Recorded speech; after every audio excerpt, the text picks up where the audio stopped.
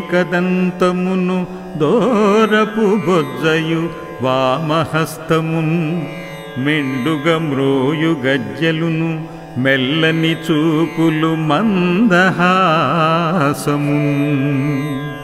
కొండక గుజ్జు రూపమున కోరిన విద్యలకెల్ల నొజ్జవైయుండెడి పార్వతీ తనయ ఓయి గణాధిపా నీకు మృక్కేదన్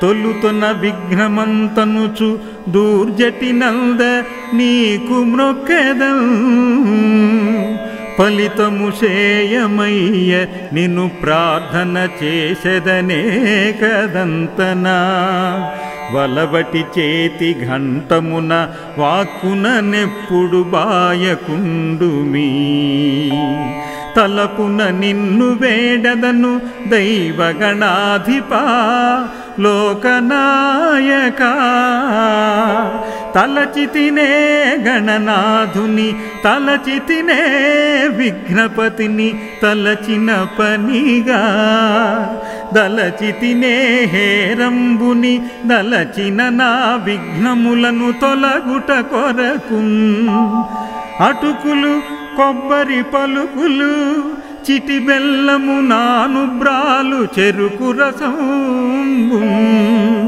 నిటలాక్షునగ్రసుతునకు పటుతరముగా విందు చేసి ప్రార్థింతుమదిన్ ఆయాంతు దేవ పూజార్థం దురితక్షయకారకాః కలశోదకేన పూజాద్రవ్యాణి దైవమాత్మానం చ సంప్రోక్ష్య నిర్విఘ్నతా సిద్ధ్యర్థం గణపతి పూజాం కరిష్యే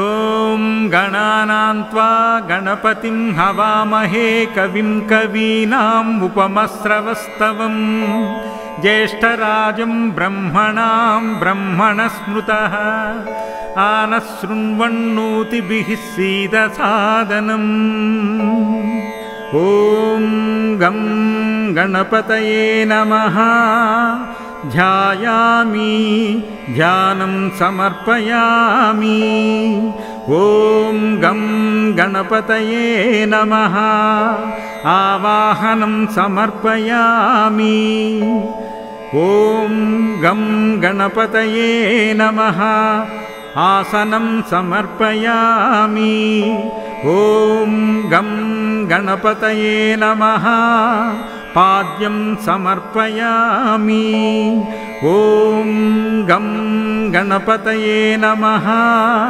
అర్ఘ్యం సమర్పయామి ఓం గం గణపతయే నమః స్నానం సమర్పయామి ఓం గం గణపతయే నమః స్నానాంతరం శుద్ధ ఆచమనం సమర్పయామి ఓం గం గణపతయే నమః వస్త్రం సమర్పయామి ఓం గం గణపతయే నమః యజ్ఞోపవీతం సమర్పయామి ఓం గం గణపతయే నమః గంధం సమర్పయామి ఓం గం గణపతయే నమః పుష్పం సమర్పయామి ఓం గం గణపతయే నమః అక్షతాన్ సమర్పయామి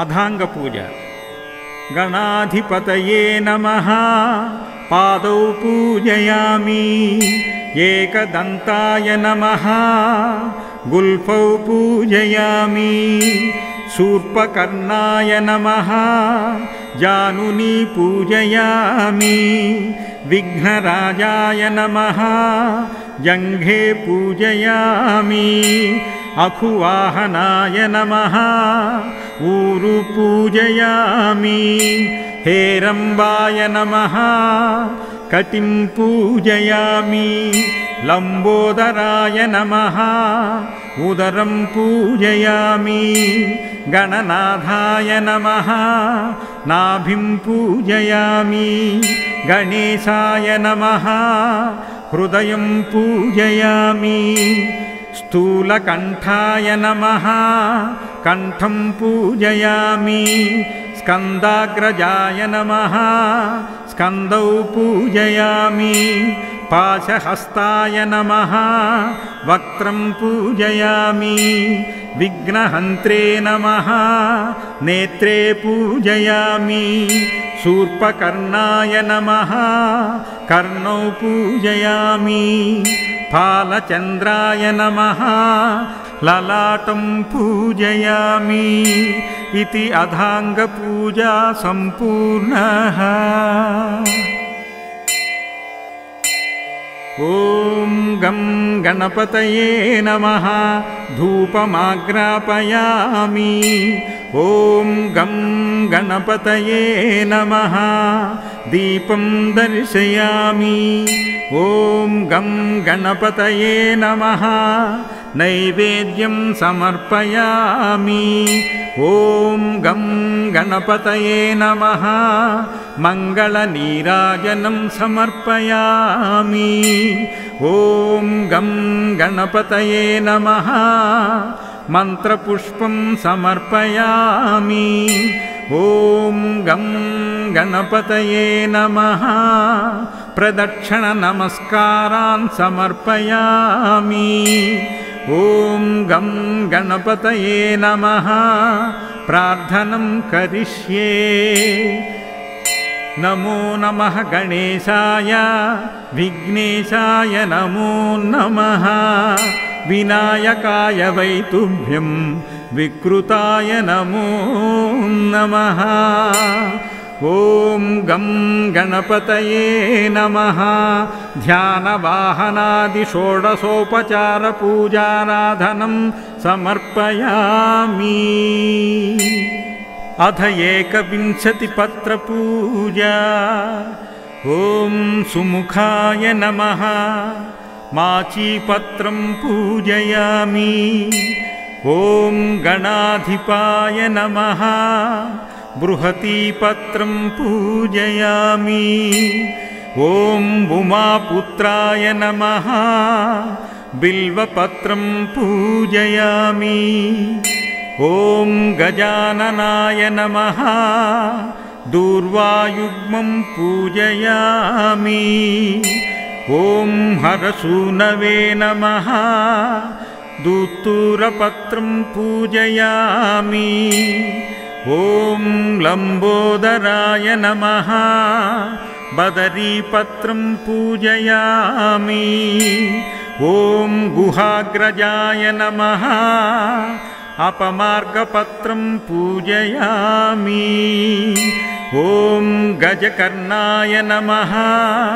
तुलसीपत्रं पूजयामि ॐ एकदन्ताय नमः च्यूतपत्रं पूजयामि ॐ भिन्नदन्ताय नमः विष्णुक्रान्तपत्रं पूजयामि ॐ वटवे नमः दाडिमीपत्रं पूजयामि ॐ सर्वेश्वराय नमः देवदारुपत्रं पूजयामि ॐ फालचन्द्राय नमः कुरुवकपत्रं पूजयामि ॐ हेरम्बाय नमः सिन्धुवारपत्रं पूजयामि ॐ शूर्पकर्णाय नमः जाजिपत्रं पूजयामि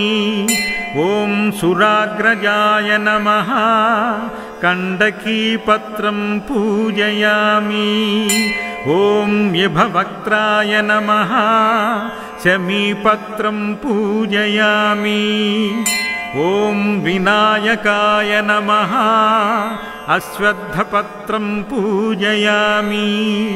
ఓం సురసేవితాయ నమః అర్జునపత్రం పూజయామి. ఓం కపిలాయ నమః అర్కపత్రం పూజయామి. ఓం గణేశ్వరాయ నమః ఏకవింశతి పత్రాణి పూజయామి.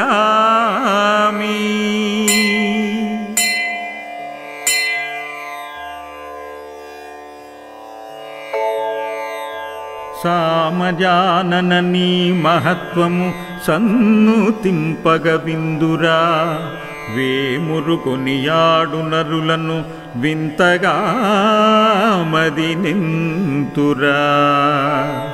ప్రేమ మీరగ సాధుజనులకు స్వామి నీతని గందురా. కామితార్థ ఫలప్రదాయక కంచుతేరు వినాయక. నీ మహత్వములెల్ల ధరలో నిత్యమై వెలుగొందురా. ఓ మహాత్మా కవిభావ పోషక ఒప్పు మూషక వాహన. వామయంచన పుత్ర తామర వాసవాది సురార్చిత. కామితార్థ ఫలప్రదాయక కంచుతేరు వినాయక. తూర్యములు మ్రోయంగ భక్తితో నీ కొసంగడి పూలన్. ఆర్యులందరూ తెత్తురప్పుడు అంబుజానన వారలన్. సూర్యకోటి ప్రభల్చలగంగా సొబగు మీతల కాంతులం. కార్యసిద్ధి ఫలప్రదాయక కంచుతేరు వినాయక. జాము జాము పునాను బియ్యము జాల కొబ్బరికాయలు. కోమలాంగులు దెత్తురెప్పుడు కుడుములుంబూనంబుల్. నీ మనోహరమైన చక్కెర నీకు నేనెటు తెత్తురా. కామితార్థ ఫలప్రదాయక కంచుతేరు వినాయక. రాజపూజిత రాజశేఖర రాజరాజ మనోహర. భూమి పాలక భోగి భూషణ భుదజనోన్నత కీర్తిదా. నా మనోహర కరుణ సాగరా నాథనాద వినాయక. కామితార్థ ఫలప్రదాయక కంచుతేరు వినాయక. కామితార్థ ఫలప్రదాయక కంచుతేరు వినాయక.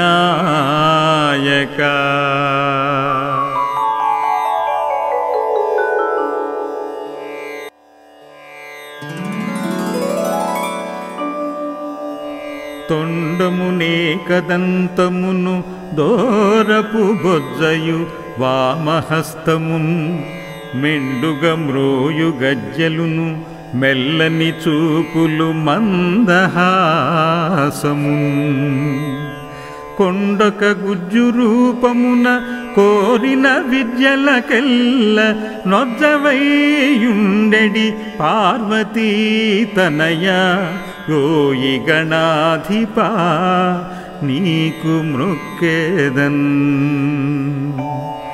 తొలుతొన విఘ్నమంతనుచు దూర్జటి నంద నీకు మృక్కేదన్.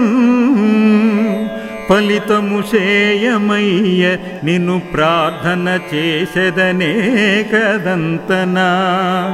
వలవటి చేతి ఘంటమున వాక్కున నెప్పుడు బాయకుండుమీ. తలపున నిన్ను వేడదను దైవగణాధిపా లోకనాయక. తలచితినే గణనాథుని తలచితినే విఘ్నపతిని తలచిన పనిగా దలచితినే హేరంబుని దలచిన నా విఘ్నములను తొలగుట కొరకు అటుకులు కొబ్బరి పలుకులు చిటి బెల్లము నానుబ్రాలు చెరుకు రసంబు నిటలాక్షునగ్రసుతునకు పటుతరముగా విందు చేసి ప్రార్థింతుమదిన్ ఆయాంతు దేవ పూజార్థం దురితక్షయకారకాః కలశోదకేన పూజాద్రవ్యాణి దైవమాత్మానం చ సంప్రోక్ష్య నిర్విఘ్నతా సిద్ధ్యర్థం గణపతి పూజాం కరిష్యే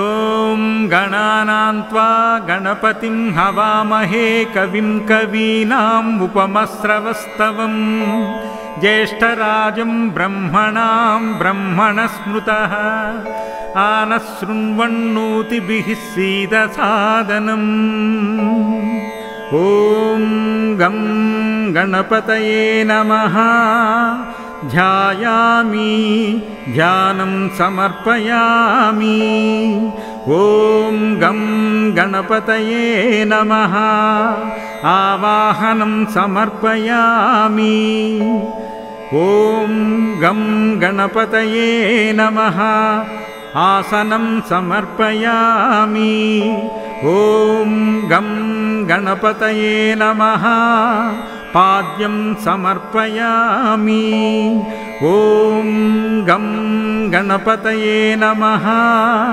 అర్ఘ్యం సమర్పయామి ఓం గం గణపతయే నమః స్నానం సమర్పయామి ఓం గం గణపతయే నమః స్నానాంతరం శుద్ధ ఆచమనం సమర్పయామి ఓం గం గణపతయే నమః వస్త్రం సమర్పయామి ఓం గం గణపతయే నమః యజ్ఞోపవీతం సమర్పయామి ఓం గం గణపతయే నమః గంధం సమర్పయామి ఓం గం గణపతయే నమః పుష్పం సమర్పయామి ఓం గం గణపతయే నమః అక్షతాన్ సమర్పయామి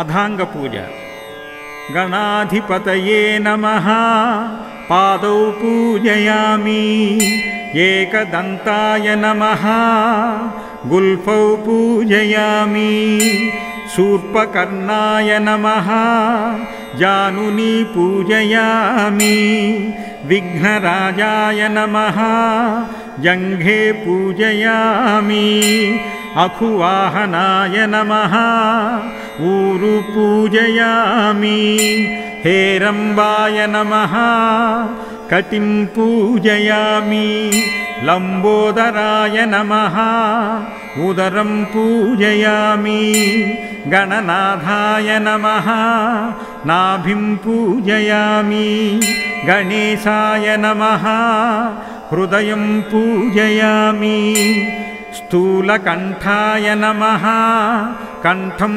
పూజయామి స్కందాగ్రజాయ నమః స్కందౌ పూజయామి పాశహస్తాయ నమః వక్త్రం పూజయామి విఘ్నహంత్రే నమః నేత్రే పూజయామి శూర్పకర్ణాయ నమః కర్ణౌ పూజయామి ఫాలచంద్రాయ నమః లలాటం పూజయామి ఇతి అథాంగ పూజా సంపూర్ణః ॐ गं गणपतये नमः धूपमाग्रापयामि। ॐ गं गणपतये नमः दीपं दर्शयामि। ॐ गं गणपतये नमः नैवेद्यं समर्पयामि।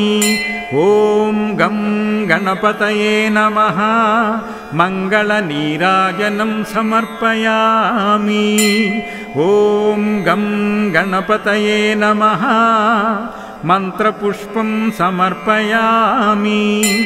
ॐ गं गणपतये नमः प्रदक्षिणनमस्कारान् समर्पयामि। ॐ गं गणपतये नमः प्रार्थनं करिष्ये।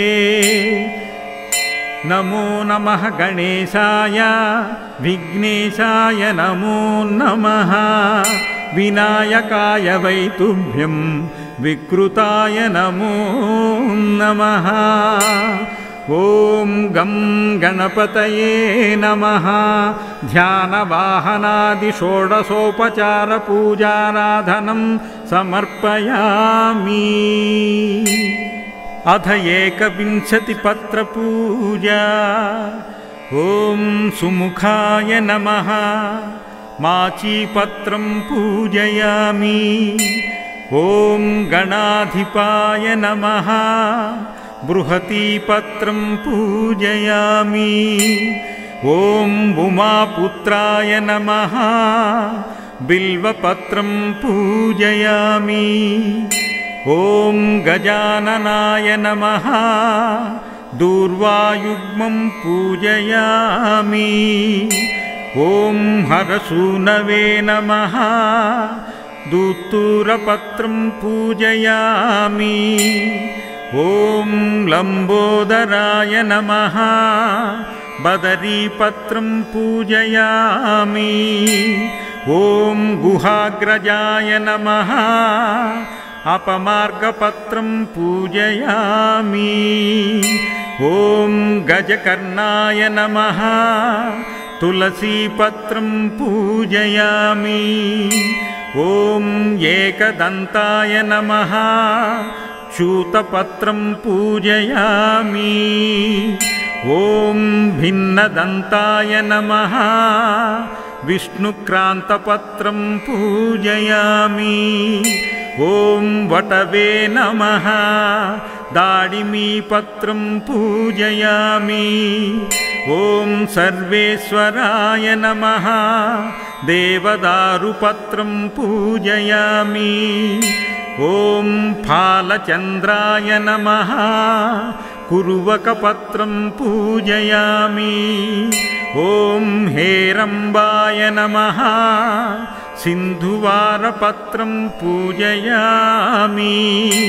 ॐ शूर्पकर्णाय नमः जाजिपत्रं पूजयामि। ॐ सुराग्रजाय नमः कण्डकीपत्रं पूजयामि।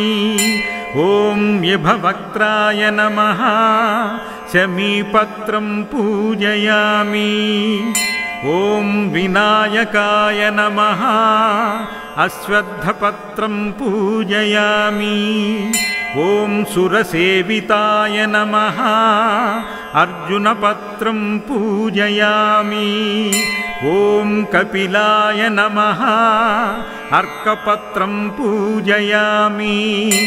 ॐ गणेश्वराय नमः एकविंशतिपत्राणि पूजयामि।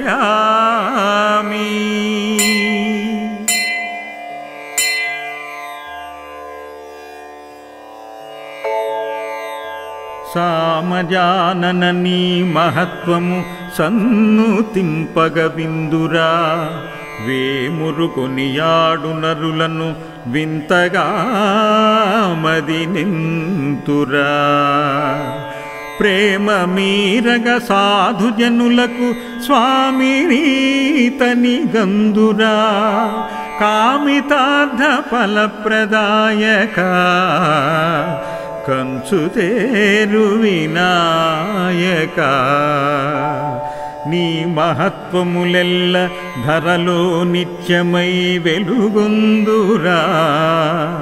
ఓ మహాత్మా కవిభావ పోషక ఒప్పు మూషక వాహన, వామయంచన పుత్ర తామర వాసవాది సురార్చిత, కామితార్థ ఫలప్రదాయక కంచుతేరు వినాయక.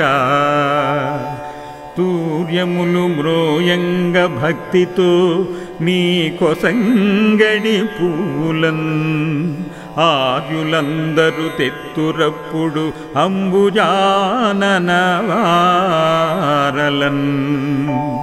సూర్యకోటి ప్రభల్ చలగంగా సొబగు మీతల కాంతులం, కార్యసిద్ధి ఫలప్రదాయక కంచుతేరు వినాయక.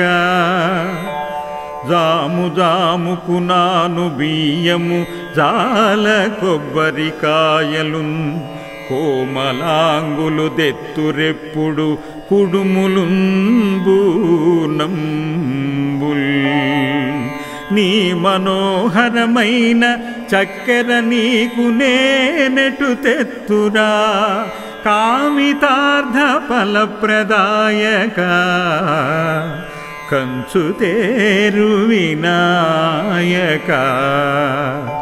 రాజపూజిత రాజశేఖర రాజరాజ మనోహర, భూమి పాలక భోగి భూషణ భుదజనోన్నత కీర్తిదా. నా మనోహర కరుణ సాగర నాథనాథ వినాయక, కామితార్థ ఫలప్రదాయక కంచుతేరు వినాయక. కామితార్థ ఫలప్రదాయక కంచుతేరు వినాయక.